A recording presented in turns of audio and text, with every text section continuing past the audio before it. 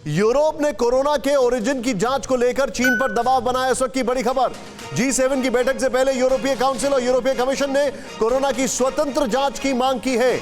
अमेरिकी राष्ट्रपति की कोरोना जांच के आदेश का खुलकर समर्थन में उतरा यूरोप। सीधे चलेंगे अब, आपको ये जो हमारे पास जानकारी आ रही है, ये बड़ी इंटरेस्टिंग जानकारी है। इसको जरा प्ले ऑन करें यहां पर, हमारे दर्शकों को हम जरा बताना चाहेंगे। इसको देखें आप, ये आप देखें यहां पर कोरोना ओरिजिन की हो नई जांच। इन मैम को आप देखें, यूरोपीय कमीशन की प्रेसिडेंट उर्सुला फॉन डेर लेyen, उन्होंने अपना पक्ष रखा है। ये है, जरा इनको दिखाएं, इन्होंने अपना पक्ष क्या रखा है, जरा इसको प्ले करें, यहां पर प्ले करें। उर्सुला ने कहा है कि यूरोप चाहता है कि कोरोना ओरिजिन की फिर से जांच हो। उनका यह कहना है कि यूरोप ये चाहता है। नेक्स्ट, जांच के दौरान जांचकर्ताओं को पूरी आजादी मिलनी चाहिए। इन्होंने यह कहा है, जांचकर्ताओं को हर जगह जाने और जांच करने का अधिकार मिलना चाहिए। यूरोपीय कमीशन की जो प्रेसिडेंट है वो ये कह रही हैं। नेक्स्ट, इनको देखें आप ध्यान से, ये अलग व्यक्ति हैं, ध्यान से देखें। अब क्या है ये, यूरोपीय काउंसिल के प्रेसिडेंट चार्ल्स माइकल ने जांच को लेकर क्या कहा है।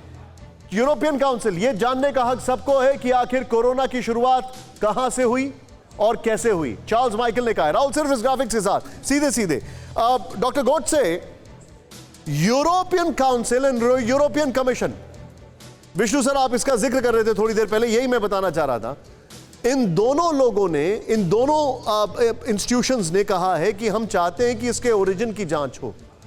अब इसको कितना रियलिस्टिकली असेस करें सर, ये कितने सीरियस है इसको लेकर? वो सीरियस है, लेकिन चाइना सीरियस होना चाहिए ना। वो कहते हैं ना, किसी को अपनी अमल का हिसाब क्या देते, सवाल सारे गलत थे, जवाब क्या देते। चाइना के पास जितने लोग हैं उनसे ज्यादा उनके पास कैमरे हैं। मैं मेरे कई चाइनीज दोस्तों के साथ बात कर चुका हूँ। चाइनीज गवर्नमेंट को पहले ही पता है कि क्या हुआ है, कैसे हुआ है, वो बताना नहीं चाहते। अगर यूरोप एक के ऊपर उनको भेजता रहता है, ये दे दो ये दे दो, एक साल के बाद चाइना बोलेगा कि नहीं करूंगा। हमारे एक प्रेसिडेंट है रूजवेल्ट करके, फ्रैंकलिन नहीं, थियोडोर रूजवेल्ट। वो कहा करते थे कि talk softly but carry a big stick. आप आराम से बात करो लेकिन हाथ में बड़ा डंडा होना चाहिए। ये डंडा सिर्फ वही चलता है, डंडा ये है कि मैन्युफैक्चरिंग। ये जो यूरोपियन देश है वो पूरी तरह से निर्भर है चाइना से। जो जिप्स बनती है, जो पूरा उनका लो लेवल होता है, वो पूरा चाइना के ऊपर निर्भर है। इसलिए वो डरे हुए हैं। उनका हाथ बटाने का काम विश्व में सिर्फ एक ही देश कर सकता है, और वो है भारत। अमेरिका में इनोवेशन हो और भारत उसका मैन्युफैक्चरिंग करे। जैसा अभी वैक्सीन का देखा जाएगा, अमेरिका खोज निकालेगा और भारत पूरे दुनिया को, विश्व को बचाएगा उसका मैन्युफैक्चरिंग। डॉक्टर गोडसे, इसमें भी तो आप ये देखिए, जो वैक्सीन भारत ने पहले बनाई, जिसका पूरा डेटा तैयार है, उसको WHO अप्रूवल नहीं दे रहा है। आप डॉक्टर हैं इसलिए मैं आपसे लिबर्टी ले सकता हूं पूछने की सवाल।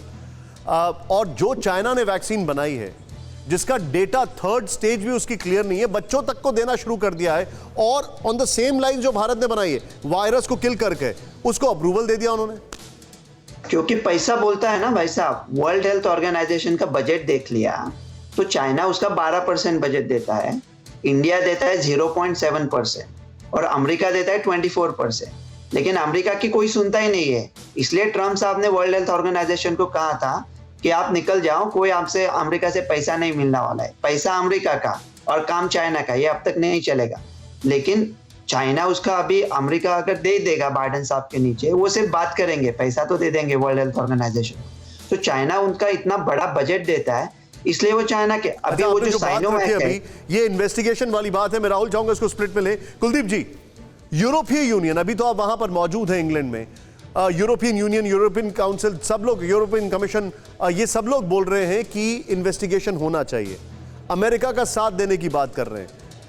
हम इस चीज को कितने आगे तक बढ़ता हुआ देख सकते हैं?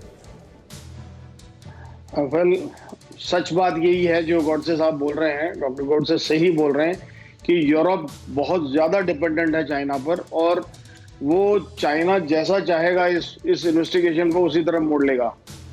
फ्रीडम है ही नहीं, ये देश अपने बेसिस पे कुछ कर नहीं पा रहे।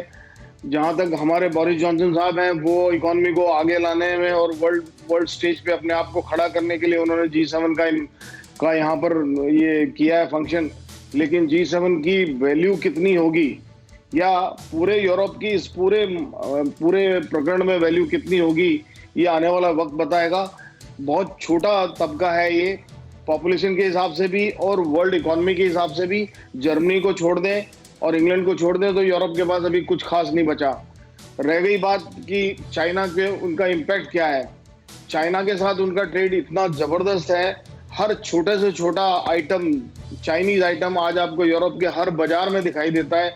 वो ओवरनाइट उसको किल नहीं कर सकते, तो उनको पहले इस चीज का इलाज करना पड़ेगा कि वो चाइनीज इकोनॉमी का किस तरह से मुकाबला करें। अगर वो कर सके तो फिर वो हम चाइना से फेस टू फेस बात कर सकते हैं, otherwise this is all hogwash, eyewash completely. फिक्र आपकी, सोमवार से शुक्रवार रात 9 बजे सिर्फ TV9 भारतवर्ष पर।